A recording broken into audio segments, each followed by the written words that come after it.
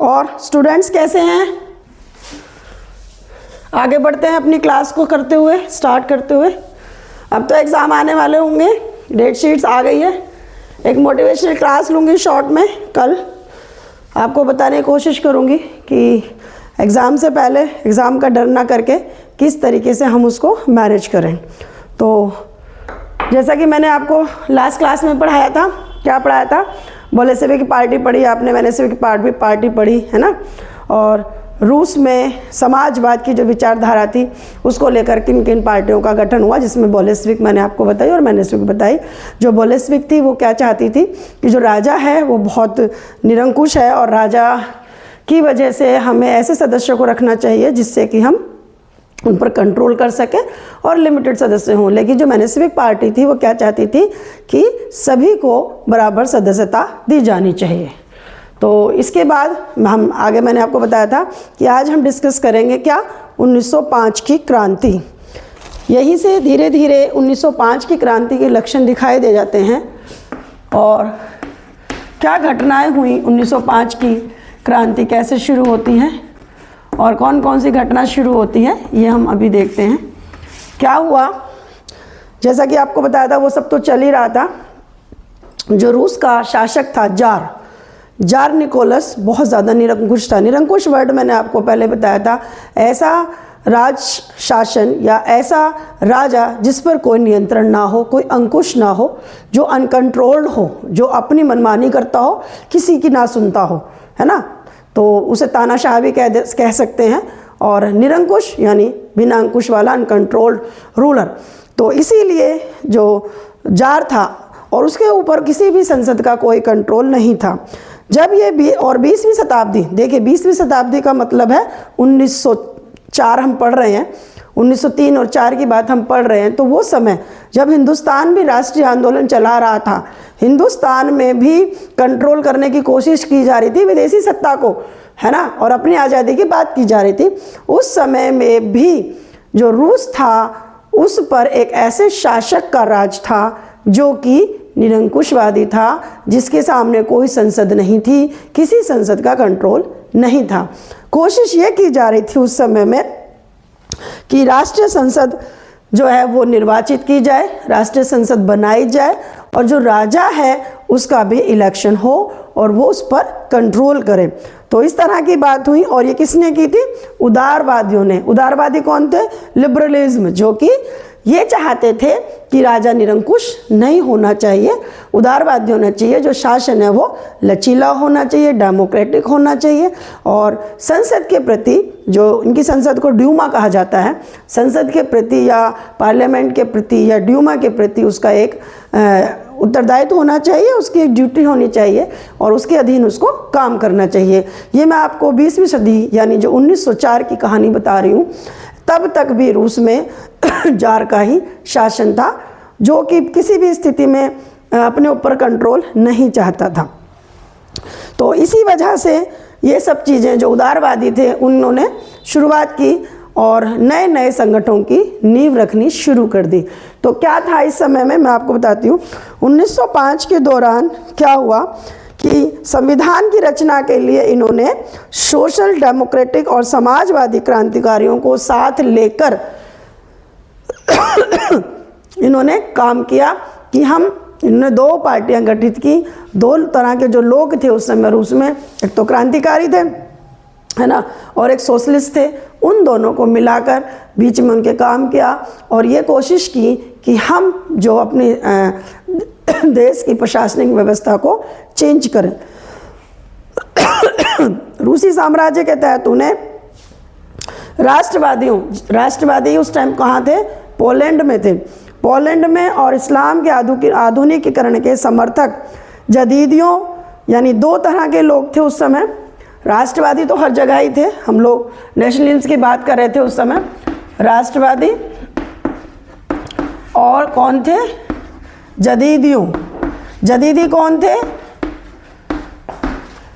राष्ट्रवादी यानी कि जो अपने देश को एक साथ बांधना चाह रहे हों और लोकतंत्र की स्थापना की बात करते हों।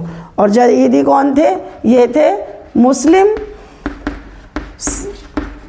समाज सुधारक, ये थे मुस्लिम समाज सुधारक, जो कि और वो क्षेत्र था जहाँ की मुस्लिम कम्युनिटी या मुस्लिम लोग ज़्यादा थे, उनका एरिया ज़्यादा था और जनसंख्या में भी वो ज़्यादा थे। तो इन दोनों को मिलाकर ये एक आधुनिकीकरण की बात करते हैं कि हमें अपने देश में मॉडर्नाइजेशन लानी चाहिए, आधुनिकीकरण लाना चाहिए। और जिस तरीके से वर्ल्ड की सरकारें बन रही हैं उसी तरीके से रूस में भी वर्ल्ड जैसी सरकार या पार्लियामेंट्री या ड्यूमा होनी चाहिए।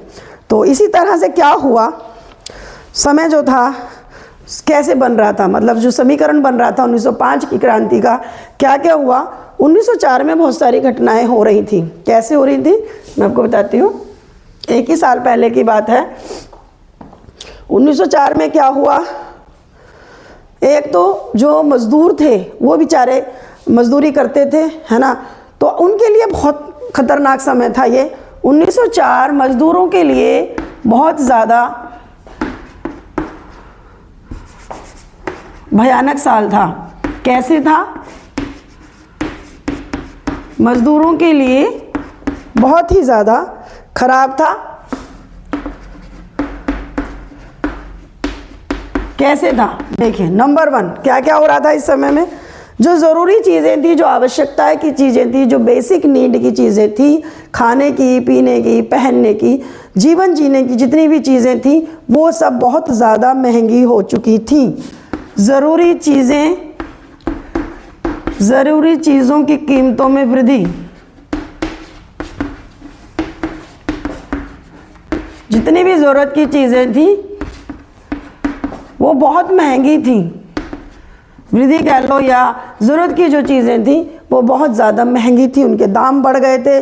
और जो वेतन था, मान लो जो वेतन यानी जो सैलरी थी, सैलरी का 20% कम कर दिया था।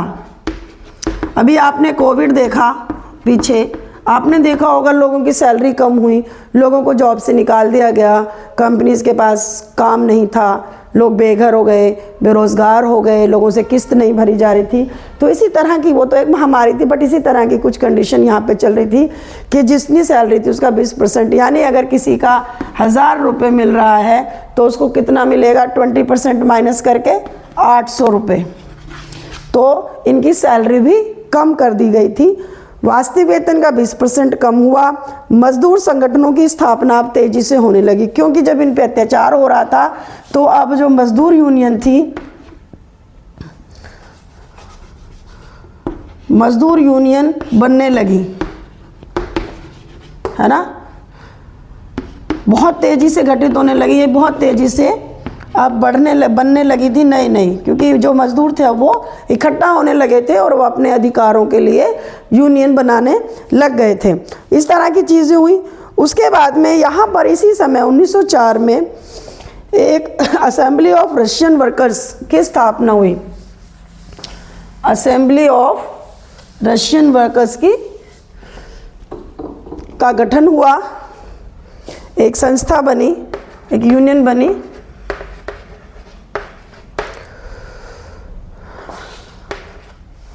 Assembly of Russian workers.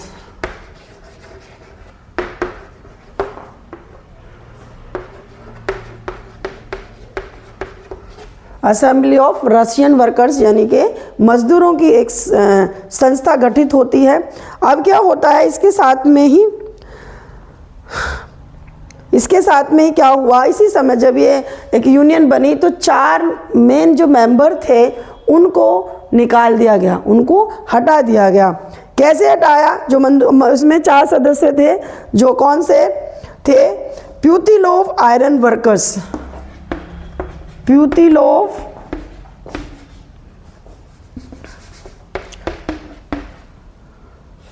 Iron workers. क्या हुआ कि ये भी एक संस्था थी, ये भी एक संगठन था। इसके 4 मेंबर्स को निकाला गया और जब इस 4 मेंबर्स को निकाला गया तो मजदूरों ने हड़ताल कर दी और आंदोलन कर दिया। ठीक है, अब ये आंदोलन बहुत तेज़ी से होने लगा और अब इन वर्कर्स या इन लेबर्स की या इन मजदूरों की डिमांड क्या क्या होने लगी। कहते हैं कि इस समय कम से कम 1,10,000 जो मज़दूर थे वो हड़ताल पर चले गए। और उनकी जो डिमांड थी, अब मज़दूरों की डिमांड क्या क्या हुई? काम के 8 घंटे, 8 घंटे निश्चित होने चाहिए, 8 घंटे से ज़्यादा हम काम नहीं करेंगे। दूसरा, वेतन, हमारी जो सैलरी है वो बढ़नी चाहिए, सैलरी ज़्यादा हो या इंक्रीज़ हो, है ना, सैलरी ज़्यादा होनी चाहिए। कार्य स्थितियों में सुधार होना चाहिए, यानी जहाँ हम कार्य कर रहे हैं, जहाँ हम काम कर रहे हैं, जिन कंपनियों फैक्ट्रियों में काम कर रहे हैं, वहाँ अच्छी व्यवस्था होनी चाहिए हमारे रहने की, वॉशरूम की, हवा की, पानी की, वो व्यवस्था अच्छी होनी चाहिए, तभी हम काम करेंगे।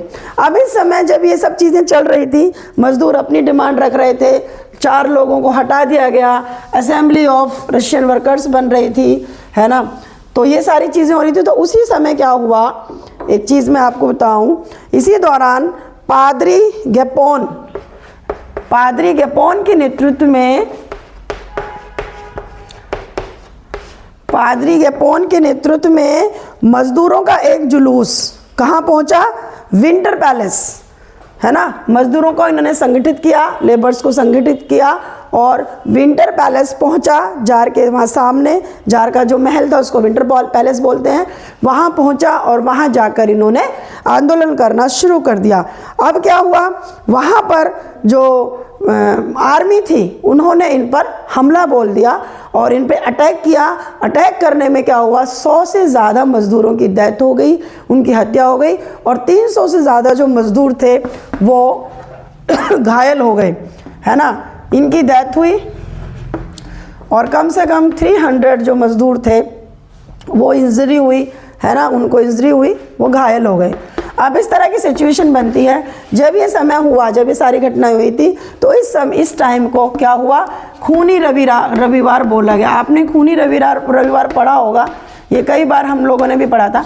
खूनी रविवार वो घटना है जब पादरी गेपोन के नेतृत्व में मजदूर दल विंटर पैलेस जाता है, जार के महल में जाता है, उसके सामने आंदोलन करता है, तो जार उन पे आर्मी को हमला करने के लिए बोलता है और उसी हमले में 100 लोग मरते हैं और कम से कम 300 लोग घायल हो जाते हैं। तो इस दिन को हिस्ट्री में या इतिहास में खूनी रविवार के नाम से जाने लगा। अब इसके बाद बहुत सारी चीज़ें हुई। जब ये चीज़ें हो गई तो अब पूरे देश में हड़ताल हो गई, पूरे देश में काम बंद हो गया, नई नई यूनियंस बनने लगी। जो बच्चे थे, जो स्टूडेंट्स थे, उन्हें क्योंकि सब सीधी सी बात है स्वतंत्रता चाहिए थी, तो जो स्टूडेंट्स थे उन्होंने भी कॉलेजेस में या यूनिवर्सिटीज़ में हड़ताल करनी शुरू कर दी, जिसकी वजह से विश्वविद्यालय जो यूनिवर्सिटीज़ थी वो बंद कर दी गई। तो ये सब कुछ होने लगा, चारों तरफ अफरा तफरी थी। इसके साथ में ही वकील, डॉक्टर, इंजीनियर, है ना, और जो मध्यवर्गीय, जो मिडिल क्लास के जो कारीगर्स थे, है ना, वो सारे जो लोग थे उन्होंने यही कहा, इन्होंने नई नई यूनियंस गठित की और यूनियन ऑफ यूनियंस, है ना, यूनियन ऑफ यूनियंस का गठन हुआ। इसके अलावा और बहुत सारी यूनियन गठित हुई जो कि इन सबके अधिकारों की डिमांड करती हैं।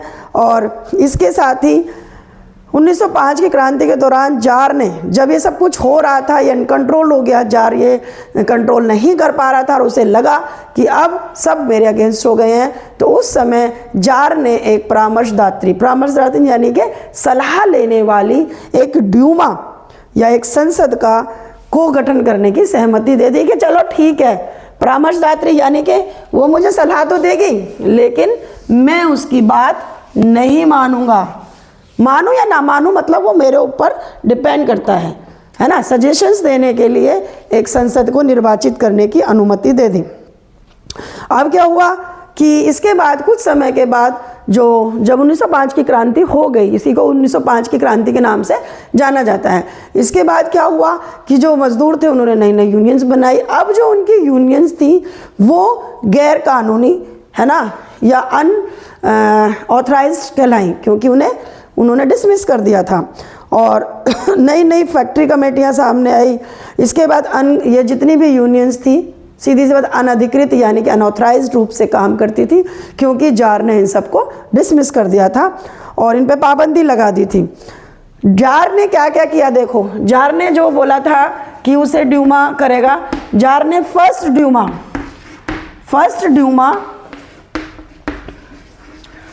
75 डेज में खत्म कर दी, समाप्त, एंड, है ना, 75 डेज में। जो सेकेंड ड्यूमा बनी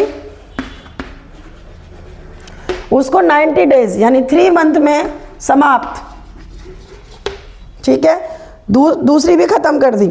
और उसके बाद में क्योंकि वो नहीं चाहता था कि मैं किसी को जवाब दूं, वो अनकंट्रोल था, निरंकुश था, वो नहीं चाहता था कि कोई मेरे सर पर बैठे और मुझसे क्वेश्चनिंग करे, और इसी तरीके से उसने 2 ड्यूमा ख़त्म कर दी। और लास्ट में उसने क्या किया, लोगों को शांत करने के लिए उसने जो उदारवादी लोग थे, जो लिबरलिज्म वाले थे, उनको हटा दिया और एक मतदान कानूनों में चेंजेस किया, इलेक्शन जो रूल्स थे, है ना, उनमें चेंजेस किया और एक ऐसी ड्यूमा की स्थापना की जिसमें कि उसकी अपनी विचारधारा वाले लोग थे और उस पर मतलब उसको मनमानी करने से वो नहीं रोक सकते थे। और इसी तरीके से मतलब जो जार था वो अपना शासन करना चाह रहा था और उसने तीसरी ड्यूमा गठित करी थी, और ये ड्यूमा सिर्फ नाम मात्र की थी और इसमें उसने लिबरलिज्म वालों को हटा दिया। लेकिन फिर भी जो क्रांतिकारी थे, जो उदारवादी थे, वो अपना संघर्ष जारी करते हुए चलते रहे और इस तरीके से फ्रांस में 1905 की क्रांति हुई और उसका जो इफ़ेक्ट था वो जो भी रहा आप लोगों ने देखा। वो डरा लेकिन उसने अपने आप को चेंज करके लोगों के सामने एक ऐसी संसद खड़ी कर दी जो कि उसके लिए फ़ायदेमंद थी। तो 1905 की क्रांति यही थी। अब इसके बाद आप देखेंगे, क्या देखेंगे, फर्स्ट वर्ल्ड वार, है ना, और उसमें रूस की क्या भूमिका रही, ये नेक्स्ट क्लास में। अच्छी लगती है क्लास, समझ में आता है कुछ, तो आप लाइक कीजिए, शेयर कीजिए, सब्सक्राइब कीजिए और मुझे फीडबैक दीजिए। Thank you.